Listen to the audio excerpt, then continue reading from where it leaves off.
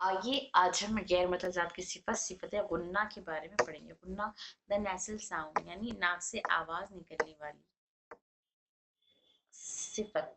गुन्ना के मुतालिक थोड़ा सा आइए हम डिटेल में देखते हैं। पहले यहाँ पर गुन्ना किसे कहते हैं।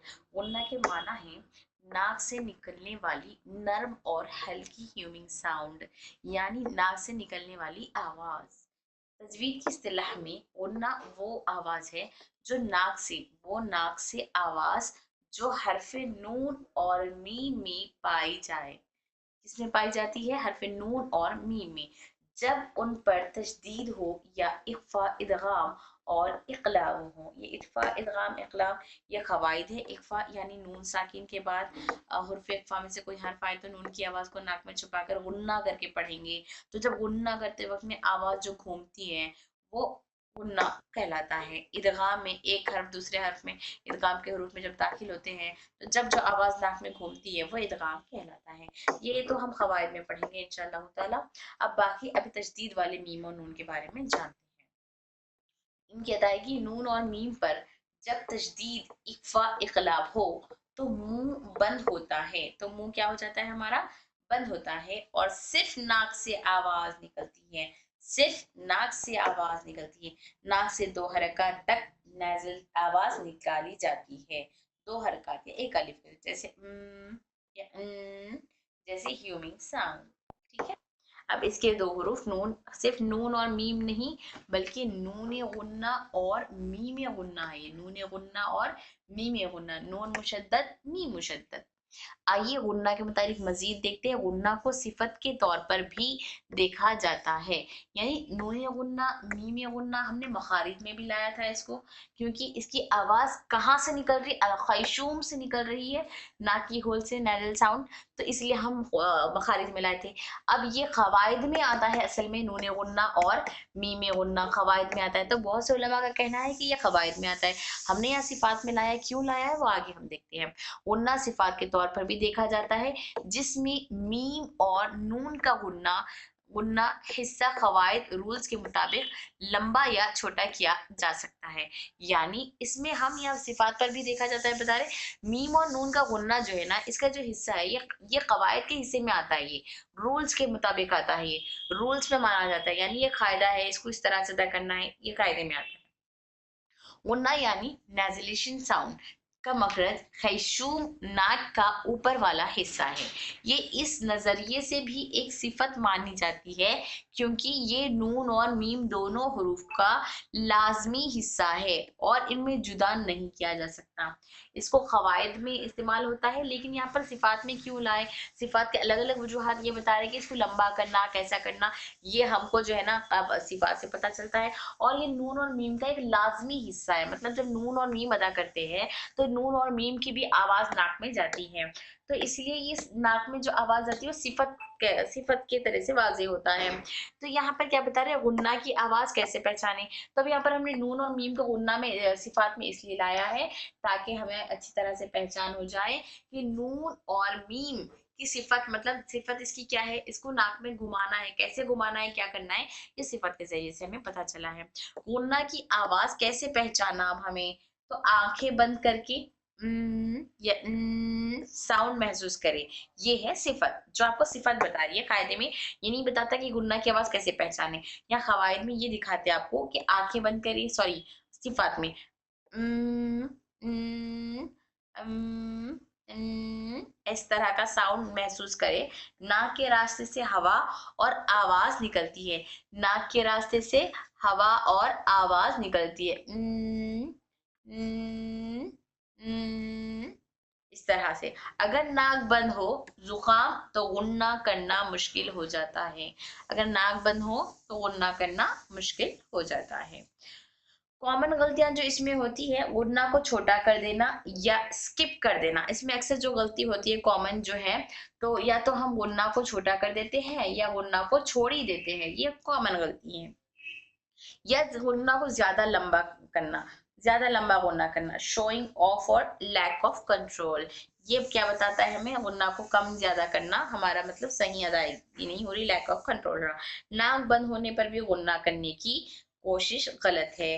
नाक जब है बंद है तब हम कोशिश कर रहे हैं गुन्ना करने की, तो फिर वो भी सही दुरुस्त अदा नहीं होगा, ये बता रहे हैं यहाँ पे। इसके अलावा यहाँ पर क्या बता रहे हैं कि नून लिसानी जबान से निकलने वाला हिस्सा है। मतलब हर्फ नून सिर्फ नाक से नहीं निकलता है, मतलब नून कौन सा हर्फ है, हमारी जुबान, नून कौन सा हर्फ है, हमारी जुबान से निकलने वाला, हमारी जुबान की नोक और दांतों की गम से अदा होने वाला हर्फ नून है। नून में जबान के साथ साथ नाक का भी हिस्सा है, प्लस ये नून खाली नून देखे तो वहां से अदा होता है, अगर गुन्ना अगर देखेंगे हम तो गुन्ना हमारी नाक की होल अल खैशुम से अदा होता है। मीम क्या है, शफवी होठों से निकलने वाला हिस्सा है, और मीम पर जब तशदीद आ जाता है तो वो गुन्ना हो जाता है। गुन्ना हमारी नाक की, गुन्ना हमारी यहाँ देखिए नाक की यह होल है, या होल से बाहर निकलता है।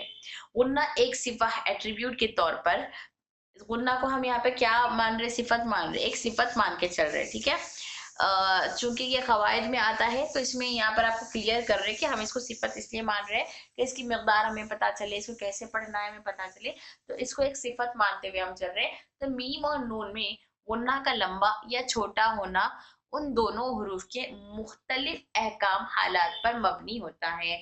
यानी मीम और नून को ना हम लंबा करते हैं ना छोटे, मतलब नून और मीम का अलग है तरीका, नून या वाव मद की वजह से हो रहा या मद की वजह से हो रहा, तो ये मीम और नून का लंबा करना या छोटा करना अलग हुक्म है, और नून गुन्ना और मीम गुन्ना को लंबा करने का अलग हुक्म है।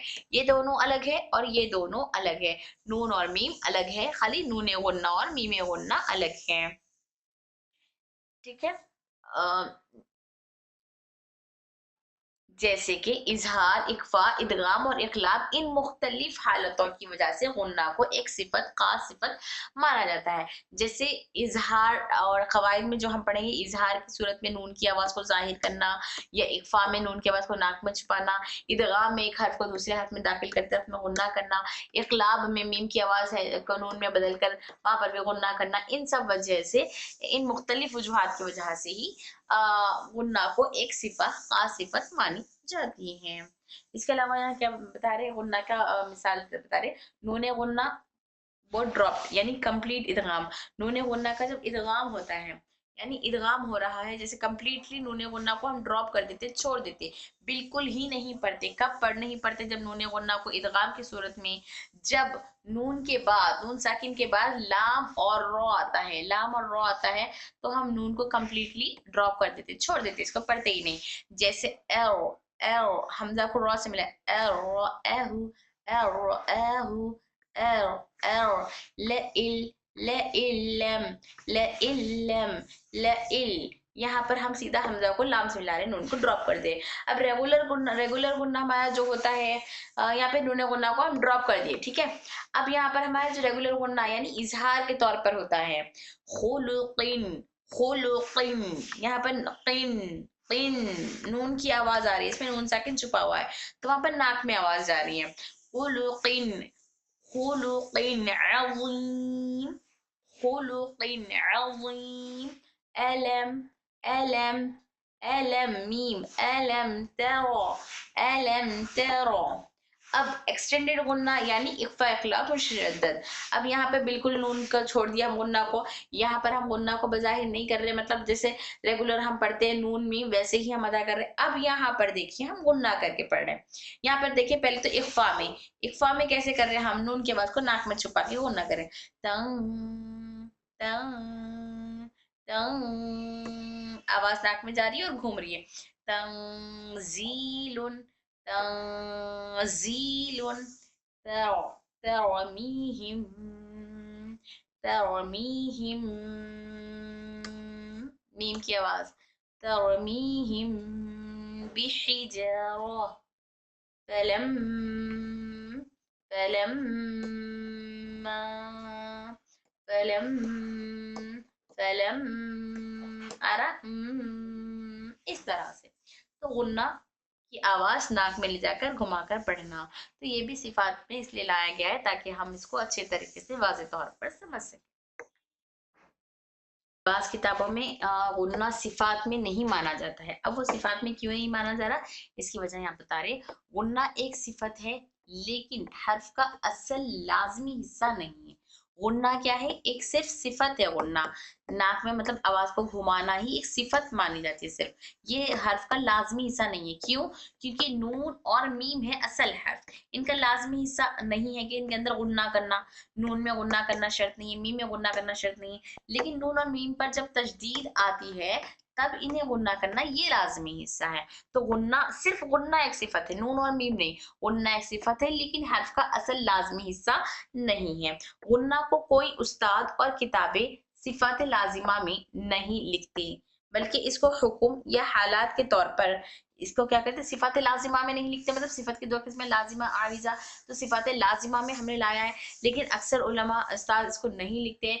क्यों सिफत लाजिमा में नहीं लाते हैं बल्कि इसको हुक्म में लिखते हैं। हुक्म में मतलब कवायद में लाते हैं, कवायद में, ठीक है, या हालात के तौर पर ट्रीट करते हैं, या जैसे जैसे पढ़ते हैं तब का तब उसे बता देते हैं। मगर टेक्निकली नून और मीम में गुन्ना एक परमानेंट लाजिमा सिफत है। देखा जाए तो नून और मीम में ये जो गुन्ना है, गुन्ना एक परमानेंट लाजिमा सिफत है। यानी नून और मीम पर जब भी तशदीद आता है जब लाजमी तौर पर इनके अंदर गुन्ना की सिफत पाई जाती है, इसी वजह से हमने इसे गुन्ना लाजिमा में लाया है। ये जो सिफत है गुन्ना की, ये जो सिफत है, ये सिफत जब नून और मीम पर तशदीद आती है तभी आती है, लेकिन ये लाजमी तौर पर आती है। ऐसा नहीं है कि कभी हम पढ़ने के भी छोड़ दे रहे हैं, लाजमी तौर पर आती है। तजवीद की कुछ किताबें गुन्ना को हुकुम सेक्शन में लाती हैं, एक्सप्लेन करती हैं। यानी खवायद में, हमने खवायद में भी आपको एक्सप्लेन किया है गुन्ना, हमने मखारिज में भी किया है, हमने सिफात में भी किया है। जैसे बास किताबें हुकुम में लाते हैं, मतलब खवायद में जैसे इक्फा में, इदगाम, इजहार, इकलाब में सिर्फ गुन्ना का जिक्र करते हैं, इनमें गुन्ना का जिक्र होता है। इस वजह से लोग सोचते हैं कि गुन्ना हुक्म है, सिफत नहीं। इसी वजह से सब क्या समझते हैं, गुन्ना सिर्फ एक सिफत है, हुक्म नहीं, सिर्फ एक हुक्म है, सिफत नहीं है समझते। कुछ किताबें गुन्ना को अलग कैटेगरी में डालती है, जैसे अलग कैटेगरी से मतलब जैसे अल गुन्ना या सिफत अल ख्वाइशा, सिफत अल ख्वाशा का अलग टाइटल होता है। ये तारीख सिर्फ प्रेजेंटेशन की होती है, असल में गुन्ना एक सिफत है। ये जो बाज लोग ऐसा डालते हैं ये सिर्फ मतलब एक प्रेजेंटेशन के लिए है, लेकिन असल अगर देखा जाए तो ये एक सिफत है जो लाजमी तौर पर गुन्ना में पाई जाती हैं। तो अल्हम्दुलिल्लाह यहाँ तक हमारे सिफतें गैर मुतजाद भी मुकम्मल हुए। तो हमने सिफत लाजिमा और सिफत मुतजादा दो भी अल्हम्दुलिल्लाह मुकम्मल कर चुके हैं हम। सिफत लाजिमा की मुतजाद सिफत, सिफत लाजिमा की गैर मुतजाद सिफत। सिफत लाजिमा में हमने ये सीखा था, सिफत लाजिमा की पांच, सिफत लाजिमा मुतजाद, मुतजाद यानी जो अपना जिद रखता है, जिद रखता है। तो ये जिद रखने वाले मुतजाद की कितनी सिफात थे? कुल 10 सिफात थे। वो 10 में से 5 5 के अपोजिट थे, 5 5 के अपोजिट थे, और ये लाजिम मुतजाद सिफत है। तो हर हुर्फ में इन 5 में से, हर हुर्फ में इन 10 में से कम 5 सिफात जरूर पाए जाते हैं। इसके अलावा हमने सीखा था मुतजाद, गैर मुतजाद। गैर मुतजाद यानी जिसके अंदर जिद ना हो, जिसका कोई अपोजिट ना हो। तो इसके 2 किस्में नहीं बल्कि इसके सिर्फ 8 सिफात थे, इसके 8 सिफात थे। तो हर हर्फ में इसके 8 सिफत में से एक सिफत जरूर पाया जाता है। तो ये 5 प्लस ये 1 मिला के कुल हर हर्फ में 6 सिफात पाई जाती है। तो यहाँ पर ज्यादा से ज्यादा सिफात की तादाद 6 है, कम से कम 5 सिफात पाई जाती है, या ज्यादा से ज्यादा 6 सिफात पाई जाती है। तो ये 5 सिफात मुतजाद वाले किसी भी तरह हर हर्फ में पाई जाती है, लेकिन गैर मुतजाद वाली सिफात बाज हुरूफ में पाई जाती है, बाज हुरूफ में नहीं पाई जाती है। तो आगे कौन से हर्फ में कौन सी सिफत पाई जा रही, इंशाल्लाह हम अगली क्लास में देखेंगे। तो अल्हम्दुलिल्लाह यहाँ तक हमारे ख़त्म हो चुके हैं मुतजाद गैर मुतजाद तमाम सिफात। तो अल्लाह से दुआ है अल्लाह तबारक तआला जितना यहाँ पर हमने पढ़ा है हमारे इस पढ़ने को कबूल फरमाए, और पढ़ने के दौरान कोई गलती, पढ़ाने के दौरान कोई गलती, हमसे पढ़ाने में कहीं भी गलती हुई है तो अल्लाह तबारक तआला हमारी गलतियों को माफ़ फरमाए। और आप सबसे भी अगर कहीं हमसे गलती हुई है तो माफ़ी का पैगाम है, अल्लाह ताला हमारे भी गुनाहों को, गलतियों को माफ़ फरमाए और इस किताब को अल्लाह तबारक तआला कबूल फरमाए। आप सबसे गुजारिश है कि आप हमारी किताबों को ज़रूर खरीदें, इस्तिफादा हासिल करें और हमारे लिए भी दुआ फरमाए। जज़ाकुमुल्लाहु खैरा। अस्सलामु अलैकुम व रहमतुल्लाहि व बरकातुहू।